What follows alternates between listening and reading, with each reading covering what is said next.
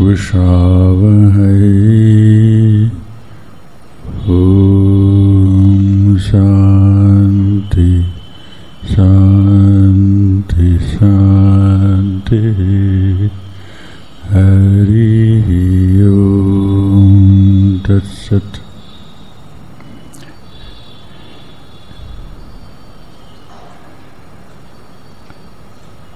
काफ़ी अरसे के बाद में हम लोग मिल रहे हैं। After a long time we are meeting again. In my record I find Niranjananand Maharaj ji's birthday was my last class, and that was 26th August. So more than 1 month has passed. So again we are starting. फिर हम लोग आरंभ कर रहे हैं और इसके बाद में फिर 1 महीना का गैप पड़ जाएगा। छुट्टी आ रहा है दुर्गा पूजा का। तो लास्ट क्लास में हम लोग निरंजनानंद महाराज के संबंध में कुछ बातचीत की थी। अब ये गत सप्ताह में हमारे एक इनमेट स्वामी, आश्रम निवासी, निवृत्त सन्यासी का सद्यो मुक्ति हो गया डेंगू का कारण से। हम लोग की दृष्टि में तो बहुत भाग्यवान। 5 दिन का खाली ज्वर उन्होंने सफ़र किया और शरीर छूट गया। तो इस दृष्टि से, संन्यास दृष्टि से तो भाग्यवान माना जाता है, क्योंकि सन्यासी का तो जब संन्यास होता है तभी उसको मृत समझ लिया जाता है। उसका शरीर, प्राण, मन, पंचकोश इत्यादि सब विरजा होम में हवन कर दिया जाता है। उसकी शिखा सूत्र जो जाति का साइन है उसको भी अर्पण कर देते हैं। अपना माता पिता मृत होने से उनका श्राद्ध कर देते हैं और जीवित होने से भी उनका श्राद्ध करके अपने राइट फुट के अंगूठा के ऊपर में, बूढ़ो आंगुल के ऊपर में उनका नाम से भी श्राद्ध कर दिया जाता है। क्योंकि हिंदू धर्म की परंपरा में पुत्र अगर हो तो उनको श्राद्ध में अर्पण नहीं, पिंडदान करेंगे तो फिर ऊर्ध्व गति नहीं होती है। ऐसी हमारी शास्त्रों की बात है। इसलिए अपना जो माता पिता के प्रति कर्तव्य है वो भी पूरा कर देते हैं। अभी यहाँ जो शरीर जाता है,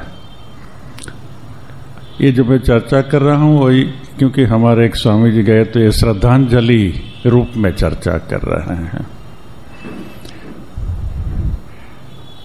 तो यहाँ जिसकी मृत्यु होती है, बार बार हम लोग सुनते हैं फिर भी उसकी चर्चा करें, इसकी सद्यो मुक्ति हो जाती है।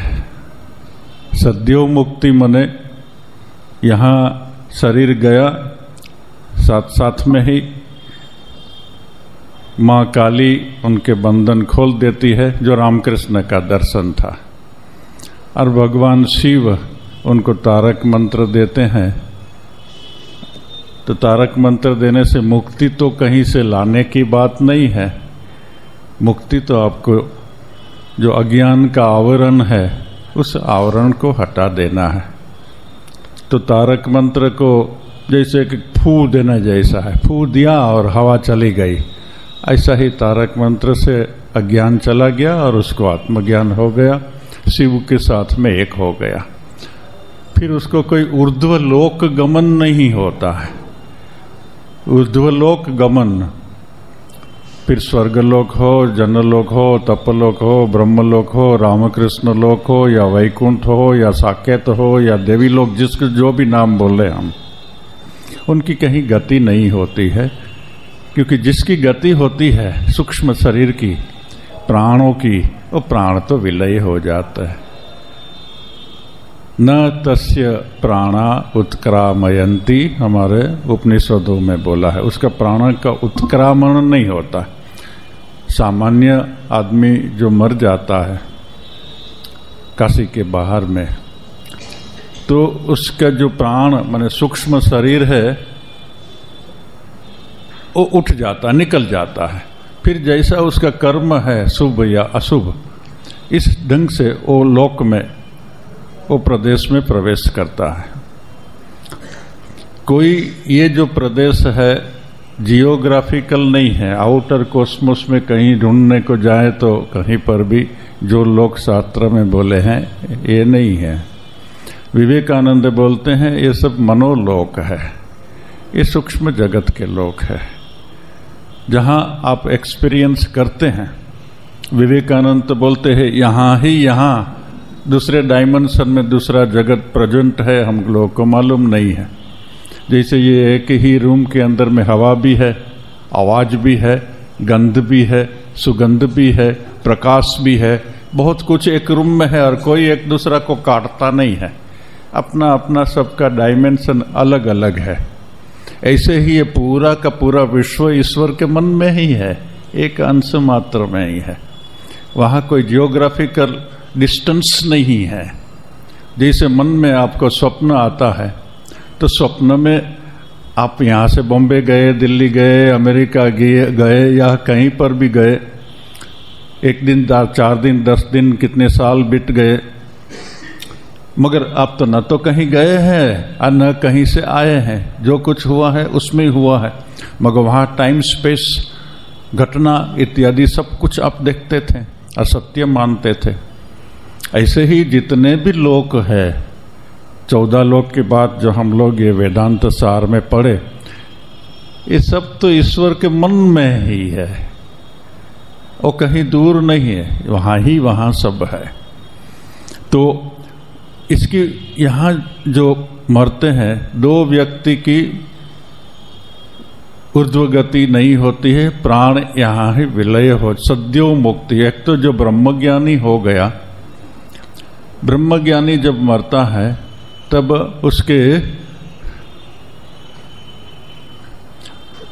उसका शरीर की कहीं गति नहीं होती, वो प्राण यहाँ से ही खत्म, विलय हो जाते हैं।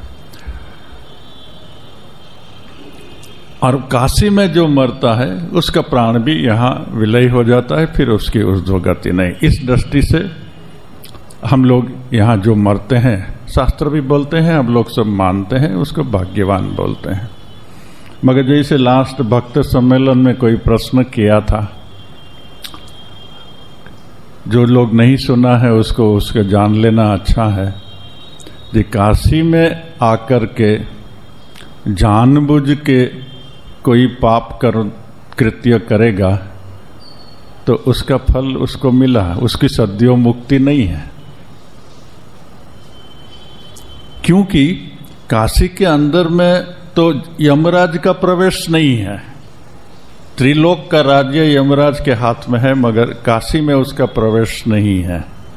इसलिए काशी, यमदूत काशी में नहीं आएंगे।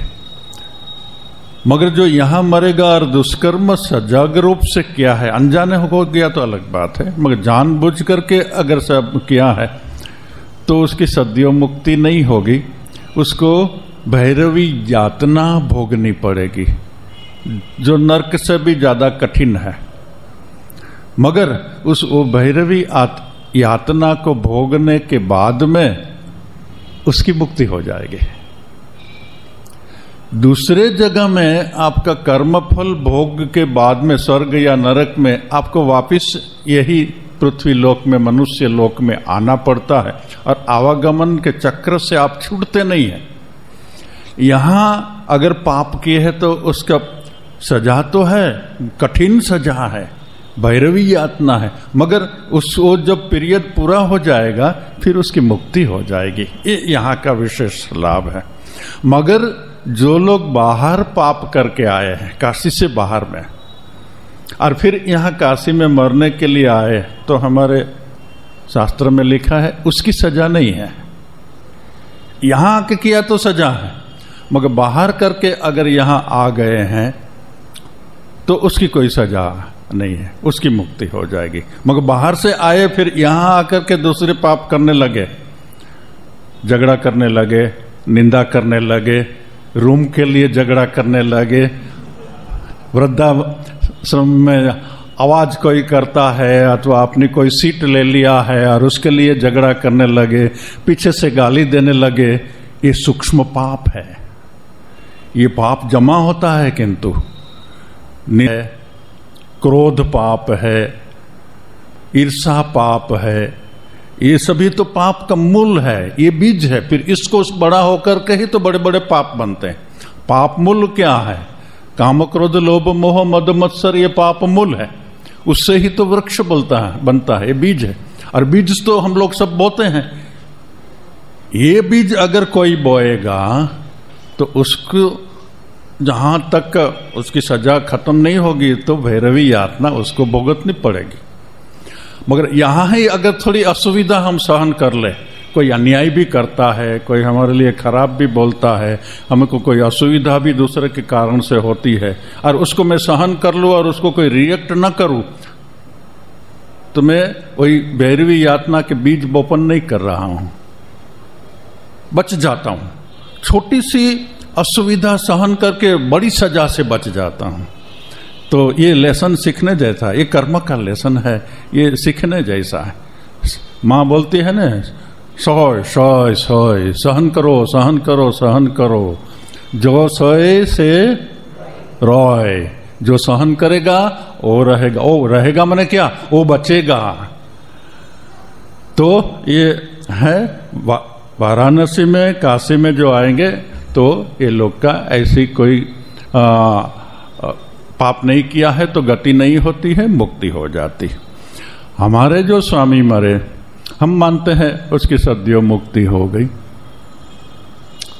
अभी उनके संबंध में बोले, सन्यासी के संबंध में तो कुछ बोलते नहीं हैं हम लोग, मगर शरीर चले जाने से ये एक भाग्यवान व्यक्ति था। भाग्यवान व्यक्ति फैमिली परंपरा की दृष्टि से भाग्यवान व्यक्ति था। उनके पूर्व पुरुषों में चैतन्य महाप्रभु के डायरेक्ट डिसाइपल अद्वैत गोस्वामी, वो अद्वैत गोस्वामी के वंश परंपरा में वो थे। तो चैतन्य महाप्रभु गौड़ीय मठ में ये अद्वैत परंपरा को बहुत सम्मान करते हैं। इसके साथ भी ही दूसरी एक उनका सौभाग्य था, जो माँ की ओर से, माँ की परंपरा से वो नित्यानंद स्वामी की ट्रेडिशन में था। वो भी चैतन्य महाप्रभु के डिसाइपल थे। जो माँ की ओर से नित्यानंद गोस्वामी का परंपरा और पिता की ओर से अद्वैत गोस्वामी की परंपरा, और उस माता पिता से जो संतान हुआ तो वो संतान को हम लोग फैमिली परंपरा की दृष्टि से भाग्यवान समझते हैं। ऐसे सन्यासी के लिए इसका कोई ज्यादा महत्व नहीं है। कोई भी परंपरा में हुआ, अगर वो सांसारिक बुद्धि वाला है, षड रिपु जिसके अंदर में है, आध्यात्मिकता का बिंदु मात्र नहीं है, तो ये ऑर्डिनरी से भी नीचे है। और अगर उसके अंदर में ये आध्यात्मिक भाव है, दैवी संपत्ति है, तो श्रेष्ठ से भी श्रेष्ठ है। तो इनको ये मिला था और साथ में उन्होंने संन्यास लिया। तो जितने भी अच्छी क्वालिटी थी वो अच्छी क्वालिटी भी इसमें अवश्य हुई। थोड़ी थोड़ी कमियां तो सब में रह जाती है, तो थोड़ी कमियां भी रह गई। थोड़ी असुविधा होने से भोगलेस ले सकते हैं।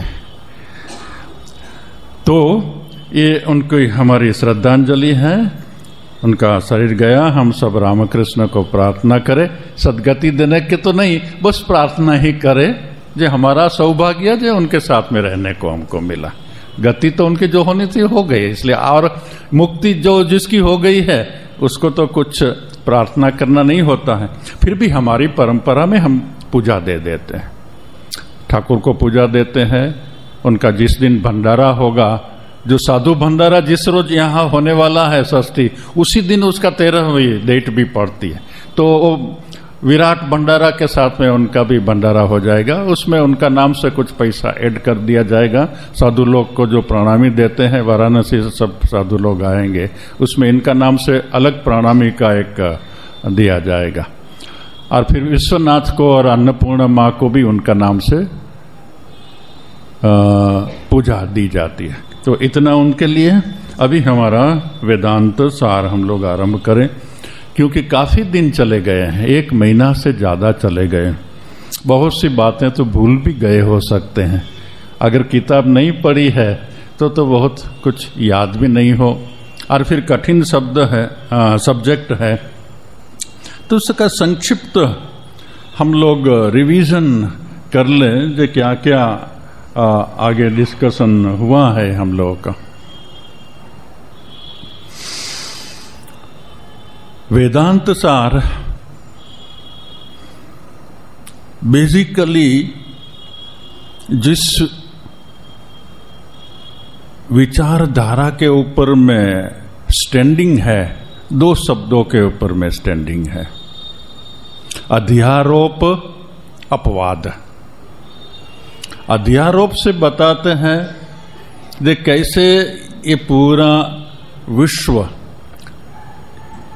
निर्गुण शुद्ध ब्रह्म और अविद्या का संयोग से, चैतन्य अज्ञान उपहित चैतन्य से लेकर के द ओरिजिनल कॉज को लेकर के ये स्थूलतम जगत तक कैसे इवोल्यूशन हुआ। ये इवोल्यूशन एक तरह से अज्ञान जो है ये भी नहीं बोल सकते हैं, नहीं है ये भी नहीं बोल सकते हैं, ऐसा एक मिस्टीरियस एग्जिस्टेंस, और ये मिस्टीरियस एग्जिस्टेंस है इसलिए उसका नाम अज्ञान दिया है, उसका नाम अविद्या दिया है।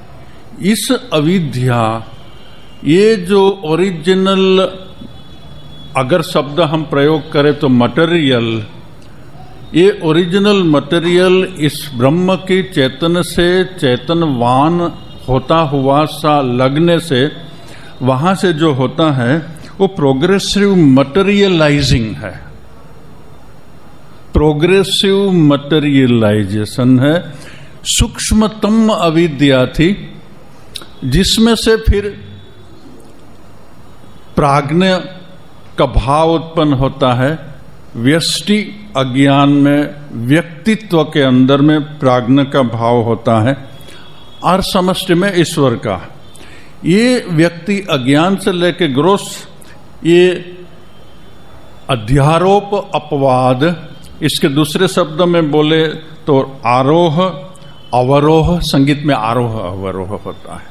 ये आरोह अवरोह जो ब्रह्म नाद जैसी संगीत की जो अवस्था है, जो सुनाई नहीं देता, वहां से कर्ण सुनाई दे वहां तक का अवरोह आरोह, फिर अवरोह में शून्यता में चला जाना, ये आरोह अवरोह, उत्क्रांति अवक्रांति, प्रोग्रेसिव मटेरियलाइजेशन, रिग्रेसिव इनमटेरियलाइजेशन, ये प्रोसेस अनंत काल से चलता रहा है।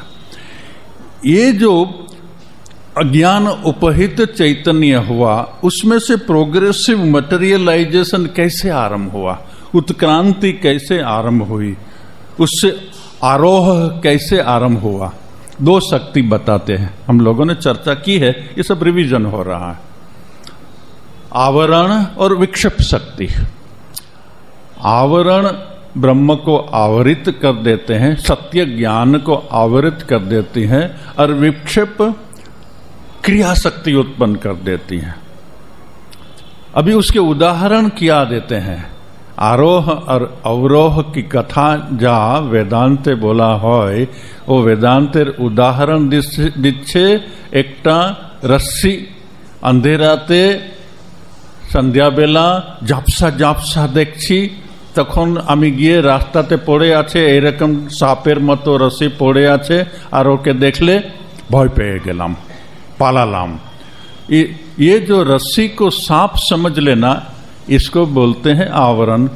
और मेरे अंदर में जो भय हुआ और मैं भागा और लाठी ढूंढने को निकला, जो सांप को मारेगा, रास्ता से हटाएगा, ये विक्षेप शक्ति। ये जैसे उदाहरण देकर के समझाते हैं, बात अति सूक्ष्म है। पर वहां से आगे बढ़ते बढ़ते फिर सूक्ष्म शरीर उपहित चैतन्य, स्थूल शरीर उपहित चैतन्य, व्यक्ति या हमारे व्यक्ति के अंदर में डिफरेंट जो स्टेजेस है, प्राज्ञ, तेजस, विश्व, ये करते करते हम ये मनुष्य शरीर तक पहुंचे। ये सब बातें हम लोगों ने डिस्कशन कर ली है। अभी यहाँ आगे बढ़ते हैं, अध्यारोप ही अभी चलते हैं। अध्यारोप की मेन बातें सब खत्म हो गई है, मगर जीव का अध्यारोप, मनुष्य शरीर जो अभी हम है सब, वो अलग अलग मनुष्य अपने अपने विकास की अलग अलग भूमिकाओं में रहते हैं और अलग अलग ढंग से अपने को आइडेंटिफाई करके समझते हैं जो मैं हूँ। ऐसे आइडेंटिफिकेशन का ये ग्रंथकार ने, सदानंद ने 9 ग्रुप में बांट दिया है। 9 ग्रुप में पुत्र को जो सर्व आत्मा मानता है, शरीर को जो आत्मा मानता है, इंद्रियों को जो आत्मा मानता है, प्राण को जो आत्मा मानता है, मन को आत्मा मानता है, बुद्धि को आत्मा मानता है, आनंद को आत्मा मानता है, अज्ञान को आत्मा मानता है और शून्य को आत्मा मानता है। डिफरेंट विकास की अवस्था में अलग अलग व्यक्ति होने से वो अपने को भ्रांत रूप से आत्मा कैसे समझता है, ये यहाँ बताने का एक प्रयत्न मात्र किया है। इसके अंदर में हम लोग जब ट्रेनिंग सेंटर में थे, बहुत ज़्यादा ये डिस्कशन के ऊपर में इम्पोर्टेंस नहीं दिया था। यहाँ इंडिकेशन खाली इतना ही दिखाने को जाते हैं जो अल्टीमेटली ये समझ लेना है जो मैं ये शरीर, प्राण, मन, बुद्धि, आत्मा, इंद्रिय, शून्य इत्यादि नहीं हूँ, मैं शुद्ध आत्मा हूँ, यही बताना। यूजुअली ये 9 बातों को लेकर के चर्चा नहीं होती है। जब मैं शुद्ध आत्मा हूँ ये बताना होने से 2 ढंग से बताया जाता है, जिसको विवेक बोलते हैं। इसमें एक तो पंचकोश विवेक होता है। पंचकोश की बातें तो आगे हम लोगों ने की है। हमारे आत्मा के ऊपर में यदि वह आत्मा का कोई सीमा नहीं है, मगर फिर भी सीमित जैसा लगता है, उसके ऊपर में अन्नमय कोश, प्राणमय कोश, मनोमय कोश, विज्ञानमय कोश, आनंदमय कोश, ये कोश के आवरण है। ये आवरण को विवेक से हटाना है। ये एक विवेक प्रक्रिया है आत्मज्ञान को जानने की। आइडेंटिफिकेशन को ग्रोस से लेकर के सूक्ष्मतम तक ले जाना, ये एक विवेक प्रक्रिया है। ये एक ध्यान की भी प्रक्रिया है। ध्यान की प्रक्रिया में ये स्थूल शरीर का वो ध्यान करता है। विवेक तो थियोरेटिकली वो समझ लिया, मगर ध्यान में स्थूल शरीर में नहीं हूं, ये स्थूल शरीर को अपने मन के चक्षु से देखता है। स्थूल शरीर से सजग बनता है। और जब आप स्थूल शरीर से सजग बनने लगते हैं, तब आपका जो स्थूल शरीर के साथ में आइडेंटिफिकेशन था, वो आइडेंटिफिकेशन धीरे धीरे डाइल्यूट होने लगता है, विलय होने लगता है, और आपको मालूम पड़ने लगता है कि मैं शरीर से अलग हूँ। बेसिकल जो आइडिया है या लॉजिक है अथवा यही सत्य है, वह ये है कि मैं जिस वस्तु को देखता हूँ वह वस्तु मैं नहीं हूं। तो मैं जब अपने शरीर को देखता हूं तो ये तो मैं नहीं हूं। हम लोग जब बच्चे छोटे थे तब एक खेला किया करते थे, कहां से कोई वेदांती ने सिखाई देता। तो एक बच्चा दूसरा को, अच्छा तुम कहां है बताओ तो बोले ये मैं हूं। बोले ये तो तुम्हारा हाथ है, तो मुश्किल में पड़ जाएगा। बोले ये मैं हूं। बोले ये तो तुम्हारा चेहरा है। तो ये मैं हूं, तो ये तो तुम्हारा छाती है। ये पूरा का पूरा मैं हूं, ये तो तुम्हारा शरीर है। तुम कहां है? अभी ये तुम कहां है तो बच्चा बेचारा तो मुश्किल में हो जाए, माइंड शून्य हो जाएगा। ये प्रथम है। मगर ये जो स्थूल शरीर हमारा है, ये स्थूल शरीर को कौन चलाता है? साइंस के हिसाब से तो एक ढंग से चलता है, उसको नर्व्स चलाते हैं, मसल्स उसको मूवमेंट देता है, मसल्स को नर्व्स आज्ञा देती है, नर्व्स को मन आज्ञा देता है और पूरा बॉडी का फंक्शन चलता है। मगर अध्यात्म में बोलते हैं कि ये जितना मसल्स और नर्व्स ये सब चलते हैं, ये मसल्स को चलाने के लिए, ये नर्व्स में करंट पास करने के लिए जो है वह प्राण है। ये प्राण की शक्ति से पूरी शरीर की प्रक्रिया चलती है। मसल्स काम करते हैं, नर्व्स काम करते हैं, आर्टरी काम करती है, वेन्स काम करते हैं, पूरी बॉडी का सब ऑर्गन्स फंक्शनिंग करता है। क्योंकि जहां तक प्राण का प्रेजेंस है वहां तक ही ये सब फंक्शन होता है। मृत्यु के बाद में प्राण निकल जाने से तो कोई भी फंक्शन नहीं रहेगा। इलेक्ट्रिसिटी दो, हार्ट में कितना भी, ब्रेन में कितना भी इलेक्ट्रोड लगा करके इनको दो जिस मात्रा में जरूरत है, तो भी कोई तो शरीर का फंक्शनिंग चालू नहीं होगा। क्योंकि इलेक्ट्रिफिकेशन से या बायोमैग्नेटिज्म से या बायो इलेक्ट्रिसिटी से ये शरीर नहीं चलता है, प्राणों से ये शरीर चलता है। तो ये प्राण जब निकल जाएंगे तो अभी ये प्राणों को कौन कंट्रोल करता है? ये विवेक है। तो वो आदमी जो ध्यान करता है शरीर का, वो शरीर से जब आइडेंटिफिकेशन लूज होने लगता है, तब अपने शरीर के अंदर में जो एनर्जी चल रही है और जो सांस प्रश्वास की प्रक्रिया चल रही है उसको देखेगा, उससे सजग बनेगा। और उससे जब सजग बनता है तो सांसों से और प्राणों से भी आइडेंटिफिकेशन उसका छूटने लगता है। क्योंकि तब उसको मालूम हो जाता है कि शरीर को तो प्राण चलाते हैं, मगर प्राण अपने आप में नहीं चलते हैं। प्राण को चलाने वाला मन है। मन जैसे बोलेगा, इच्छा होगी मन में, मन जैसा निर्देश करेगा, प्राण के अंदर में इस तरह से गति आएगी और इस तरह से फिर मस्कुलर और स्केलेटल मूवमेंट होगा और पूरा मशीन, मनुष्य शरीर रूपी मशीन मूवमेंट करेगा। तो ये मन का ध्यान है। मन के अंदर में जो विचार चलता है उस विचार को देखते रहेगा। खराब विचार आया साक्षी रूप में देखता रहता है, अच्छा विचार आया वो भी देखता रहता है। सिनेमा का पर्दा के ऊपर में जैसे कहानियां चलती रहती है, ऐसे मन के पर्दा के ऊपर में भी सदा कहानियां चलती रहती है। बिजार कहानियां, सिस्टमेटिक कहानियां, अच्छी कहानियां, डर्टी कहानियां, मगर सब कहानियां ही कहानियां है। उस कहानियों को, मन के ये विचारों के प्रवाह को अगर कोई देखे तो बुद्धि में स्थित हो जाता है।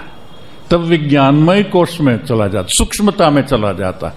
फिर उस सूक्ष्मता को पकड़ना मुश्किल होता है, क्योंकि बुद्धि से कर्ता भोक्ता आता है। कर्ता भोक्ता अहंकार का होता है। तो मन को जब देखेगा तो उसको देखने वाला एक भाव है जो मैं देख रहा हूं, वो एक साक्षी भाव, एक सूक्ष्म अहंकार उसको अंदर में जो है उसमें उसकी स्थिति लगेगी। मन भी विलय होने लगता है और एक बौद्धिक साक्षी भाव उसके अंदर में बना रहता है। ये बौद्धिक साक्षी भाव को भी जो अवेयर हो जाए, उससे भी जो सजग हो जाए, उसको भी अगर देख सके तो फिर वो भी अहम भी विलय हो जाता है। तब चैतन्य, अज्ञान उपहित चैतन्य मात्र प्राज्ञ वो रह जाता है और औपस्पाज्ञ का मात्र अवेयरनेस होता है और प्राज्ञ आनंदमय है, वो आनंदमय कोर्स है। तो उस आनंदमय कोर्स में जो जाते हैं, बहुत लोग ये आनंदमय कोर्स में जाकर के उसको ही आत्मज्ञान समझ करके वहां रुक जाते हैं, फिर उसके आगे उसका जंपिंग नहीं, क्योंकि यहाँ इतना आनंद होता और अहंकार का लिमिटेशन से तो छूट गया है, इसलिए अहंकार का लिमिटेशन भी नहीं लगता है, उसको लगता है जैसे मैं अनंत हो गया और आनंद में स्थित हो गया। उसको कोई गुरु अगर गाइड करने वाला नहीं है, वहां अटक जाता है। उसका जब मृत्यु होता है तो पातंजल योग सूत्र के हिसाब से दो तरह से उसकी गति होती है। एक तो विदेह मुक्ति होती है और दूसरी जीवन मुक्ति होती है। उसकी सूक्ष्म चर्चा में अभी हम नहीं जाते हैं।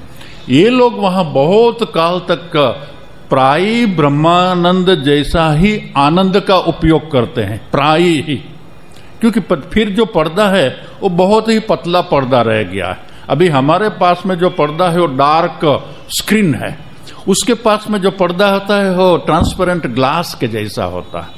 रामकृष्ण जिसको बोलते हैं ना, यहाँ जब मन पहुंचता है तब लालटेन, जो पुराना जमाना का लालटेन था और उसके अंदर में जो केरोसिन का दीप जलता रहता है, देखता है मगर स्पर्श नहीं कर सकता, पकड़ नहीं सकता, इस ढंग की उसकी अवस्था हो जाती। वो आदमी जब फिर जन्म लेगा, ये जन्म में उसको आत्मज्ञान हो जाने की संभावना है, फिर उसको गुरु की जरूरत नहीं पड़ती, उसको शास्त्र अभ्यास की जरूरत नहीं पड़ती, उसको साधना की भी जरूरत नहीं पड़ती। जैसे रमण महर्षि है, अपने अपने अंदर से ही उठ जाता है और ज्ञान हो जाता है, ये एक जन्म उसका हो जाता। ऐसी व्यक्ति के अंदर में अगर जग कल्याण का, मानव का कल्याण का काम करने की कामना है तो वो बहुत बड़ा ऑर्गेनाइजेशन चालू कर देगा, बहुत लोगों का उससे कल्याण होगा, बहुत लोगों को ज्ञान भी देगा। और अगर ये कामना उसके अंदर में नहीं है तो अपने आप में ही विलीन होकर के और एकदम कामना शून्य है, थोड़े दिन में उनका शरीर चला जाएगा, तो फिर वो शरीर में नहीं रहेगा, वो सद्यो मुक्ति हो जाएगी। तो ये परंपरागत पंचकोश विवेक और पंचकोश ध्यान जो निधिध्यासन में आ जाता है, ये है। दूसरा प्रोसेस है, मैं स्थूल शरीर नहीं हूं, मैं सूक्ष्म शरीर नहीं हूं, मैं कारण शरीर नहीं हूं, मैं शुद्ध आत्मा हूं, ये एक प्रोसेस है। इस प्रोसेस से आत्मज्ञान होता है। यहाँ एक अलग ढंग से प्रोसेस दिया है जिसमें हम पहले पढ़ लिया है 1, 2, 2। अगर कोई बुक लेके आए हैं तो वहाँ पुत्र 1, 2, 2 में आरंभ क्या है, 1, 2, 3 में लिखा है कि पुत्र रूप में मैं जन्मता हूँ, ऐसा कोई मान के मैं ही पुत्र हूँ ऐसा मान लेता है। आत्मा वै जायते पुत्र, कौशिक की उपनिषद में ऐसा लिखा है। तो ऐसा लिख करके वो लोग मानते हैं। ऐसे बहुत लोग होते हैं जो हम लोग लास्ट क्लास में चर्चा की थी, इसलिए आगे ज्यादा नहीं हम लोग बोलने जाएंगे। इसके बाद में 1, 2, 4 ये चरवाक का मत देता है। जो अपने को शरीर ही समझ लिया है, वो चरवाक का दिया है, तू चारवाक तू सवा एष पुरुष अन्न रसमय। ये तैत्तरीय उपनिषद का एक कोटेशन, एक ही कोटेशन चारवाक ने ले लिया और फिर इससे आगे चलते हैं। इत्यादि श्रुति, ऐसी श्रुति को कोट करके पढ़ करके समझ लेता है। प्रदीप्त गृहात् स्वपुत्रं परित्यज्य अपि स्वस्य निर्गम दर्शनात् स्थूलोहम कृशोहम इत्यादि अनुभवात् च स्थूल शरीरम आत्मा इति उच्यते। ट्रांसलेशन है, परंतु चार्वाक मतावलंबी तो यह अन्न रसमय पुरुष, ये अन्न रसमय, अन्नमय कोश, अन्न और अंदर में रस तो बड़ा है, बहुत तरह के रस है। ये अन्न रसमय पुरुष, ये तैत्तरीय उपनिषद में ये एक सूत्र जैसा है, मगर वहां तो एक के बाद एक आगे ले जाता है।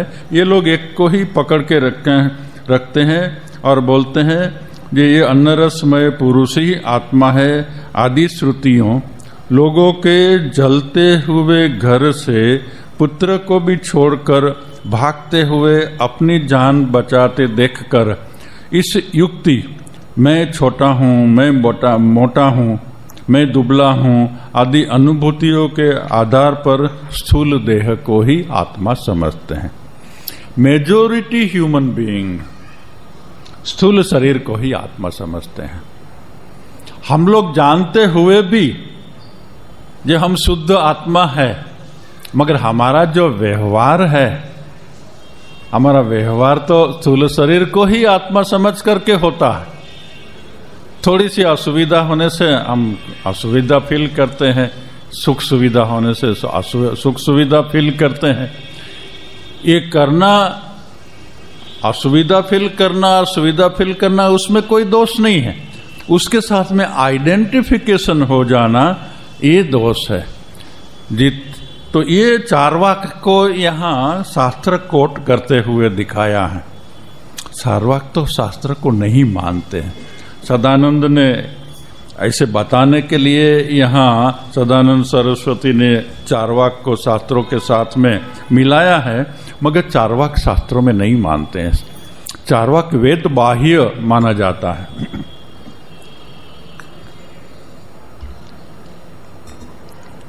ये आज के, ये पुराने युग के जो चार्वाक, आज के जिसको हम लोग भौतिकवादी, इंद्रियवादी, भोगवादी अथवा विज्ञानवादी, इवोल्यूशनर थियरी जो मानते हैं और एमीबा से लेकर के मनुष्य तक का जो विकास समझते हैं, और ये मनुष्य शरीर बना या कोई भी प्राणी शरीर बना और डिफरेंट केमिकल का कॉम्बिनेशन से ये एक मनुष्य शरीर बन जाता है। मगर ये मनुष्य शरीर के जो बन गया और उसमें चेतना का अनुभव होता है, ये चेतना विभिन्न केमिकल्स का कॉम्बिनेशन से मिल करके प्रतीत हो रही चेतना है। ये शरीर जब मर जाएगा तो उसके अंदर में जो चेतना का हम अनुभव कर रहे हैं वो चेतना भी खत्म हो जाएगी। फिर आत्मा न कहीं जाता है न कहीं आता है, न तो आत्मा का जन्म होता है क्योंकि आत्मा है ही नहीं, और मरने के बाद में कहीं आत्मा जाता ही नहीं क्योंकि उसके अंदर में आत्मा है ही नहीं। इसलिए खाओ पियो और मजा करो। उसका एक बहुत फेमस श्लोक है चार्वाक का। वो श्लोक है, यावत् जीवं सुखद जीवं ऋणम कृत्वा घृतम पिबेत भस्मीभूतस्य देहस्य पुनरागमनः कुत। जहां तक जीवो सुख से जीवो, ऋणम कृत्वा पैसा धार लेकर के, बैंक से लोन भी लेकर के, जितना घी पी सको, पुराने जमाने में घी का महत्व था, जितना भी भोग बजा कर सको करो, पैसा पीछे वापस देना। धार लेकर के वापस किसको देना है? क्योंकि धार लेकर के वापस नहीं दो तो पाप होता है, तो धार्मिक पुरुष मानते हैं क्योंकि शास्त्रों में लिखा है।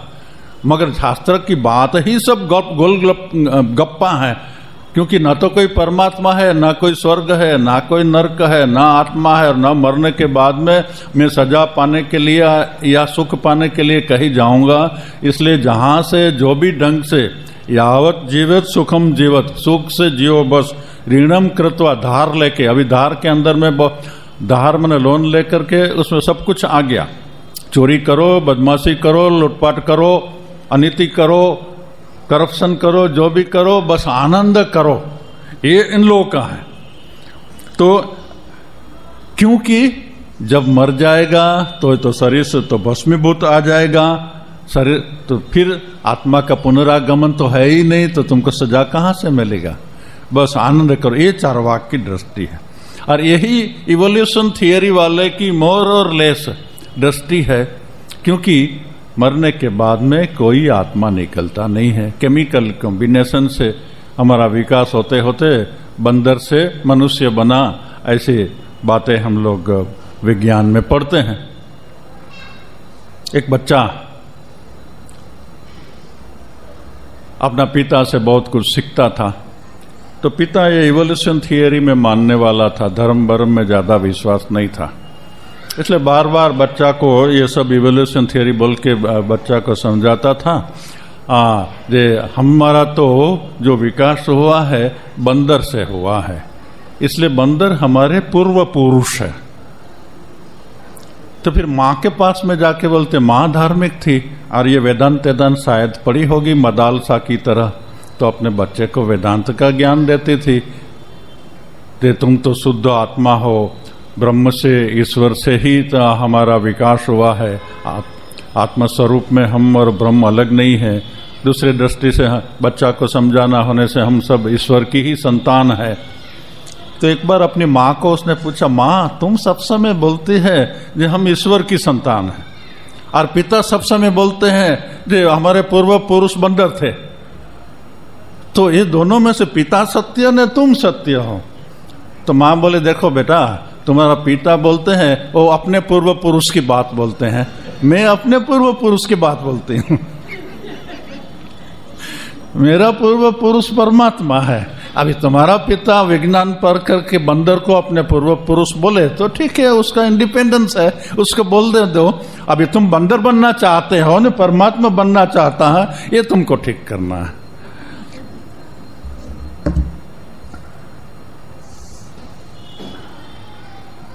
तो टाइम तो होने को आया, बस आज इतना ही करें। बंदर बनना चाहते हैं हम परमात्मा, बंदर पर नहीं रुके। अच्छा, मगर बंदर के नहीं, हम तो परमात्मा के रुकता हूं, तो आपका पसंद है। आपका पसंद है, आप क्या पसंद करेंगे वहां पर। अच्छा पढ़ ले, एक दूसरा श्लोक भी पढ़ ले। अपर चार्वाक, दूसरा एक चार्वाक बोलता है 125, तहवा तेह प्राणा प्रजापति पितरम हेति उचुहु। छांदोग्य उपनिषद का एक सूत्र में, सूत्र शब्दों में बोलता हूं, ये तो एक्चुअली श्लोक का पाठ है। इत्यादि सूते हैं, इंद्रियाणाम अभावे शरीर चलन अभावात काणो अहम बधिरो अहम इत्यादि अनुभवात च इंद्रियाणि आत्मा इति वदंती। अभी एक चरवाक बोला था ये शरीर ही आत्मा है।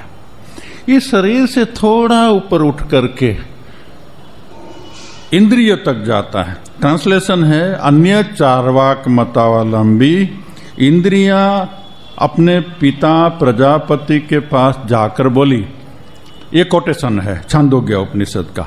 ये कोटेशन को बेस करके चार्वाक बोलते हैं और मानते हैं अन्य चार्वाक, अनदर चार्वाक।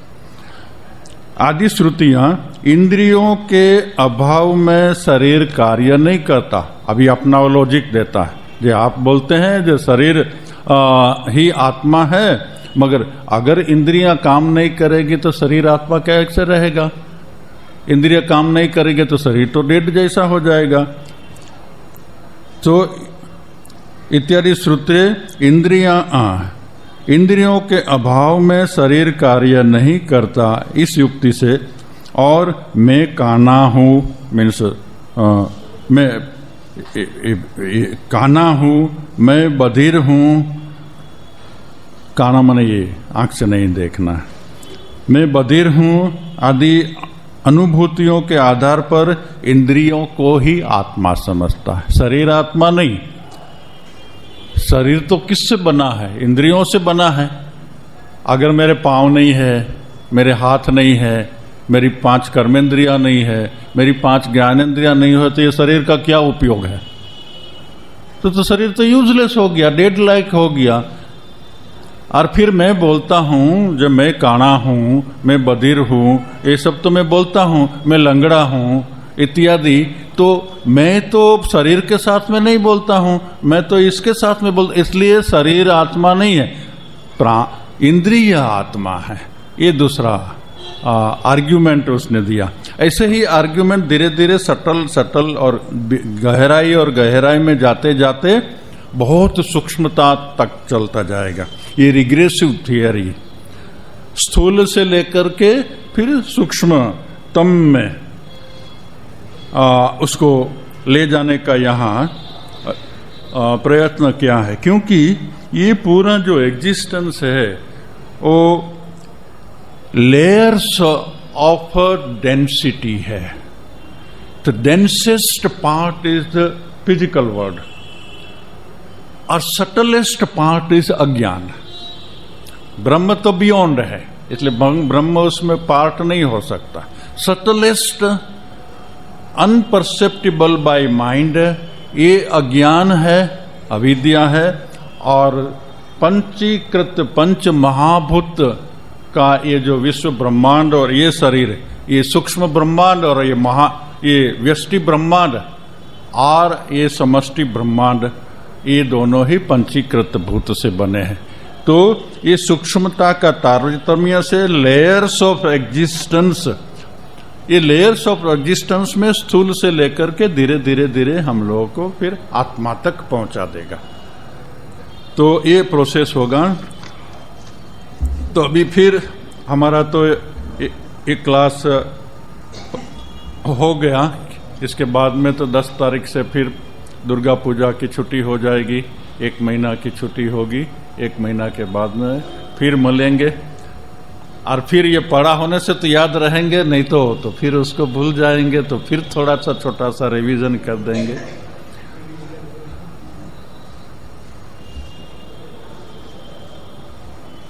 मगर प्रत्येक रिवीजन में कुछ नया नया भी आ जाता है ना, सेम थिंग नहीं रहते, कुछ में कुछ नया नया। क्योंकि ये तो एक हीरा होता है ना, हीरा को बहुत डायमंड से हम लोग देख सकते हैं। तो ये पूरी प्रोसेस को भी हम लोग बहुत डिफरेंट डायमेंशन से बोल करके डिफरेंट ढंग से समझ सकते हैं। और जितना डायमेंशन से देखेंगे इतनी समझ स्पष्ट होती जाएगी। और पूरा का पूरा वेदांत ही क्या है, ग्रोस समझ से कंफ्यूज्ड और भ्रांत समझ से क्लियरेस्ट समझ तक। क्लियरेस्ट समझ है विवेक और कंफ्यूज्ड समझ है सांसारिकता।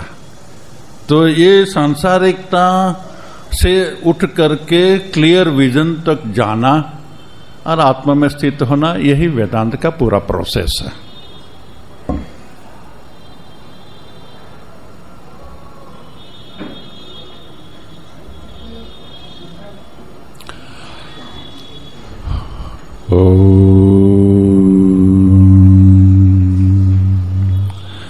पूर्णमदः पूर्णमिदं पूर्णात् पूर्णमुदच्यते पूर्णस्य पूर्णमादाय पूर्णमेवावशिष्यते। ॐ शान्ति शान्ति शान्ति। हरि ओम तत्सत्। श्री राम कृष्णार्पणमस्तु।